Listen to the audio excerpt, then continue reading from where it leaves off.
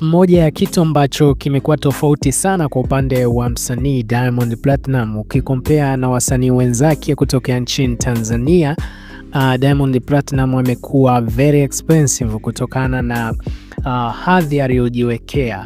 Kwanza, mtu anayeweza kubook show kutoka kwa Diamond Platinum anahakikisha kwamba anamwekea mazingira sawa ya usafiri, kwa sababu siku hizi Diamond, swala la kupanda ndege za abiria imekuwa ni hadithi ya zamani sana. Sasa hivi ni private jet. So imetokea issue ya jana kwenda kutumbuiza kwenye harusi ya tajiri mmoja kule nchini Zambia ambaye anafahamika kwa jina la Jimmy.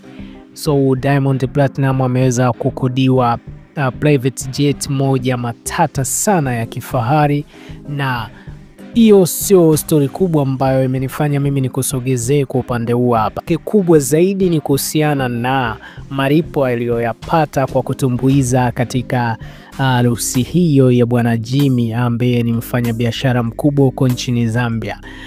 Wa Zambia wameweza kuposti wenyewe na kusema kwamba Diamond Platinum ameweza kulipwa kwacha 18, ukizikonveti kwenye pesa ya Kitanzania ni bilioni 1.8 hivi. So unaichukuliaje hii? Dondosha maoni yako, endelea kuwa karibu na hii hapa ni Bongo Shaz. Mimi nitakuwa nakupa info tu kila pindi ambapo zitakuwa zinatokea.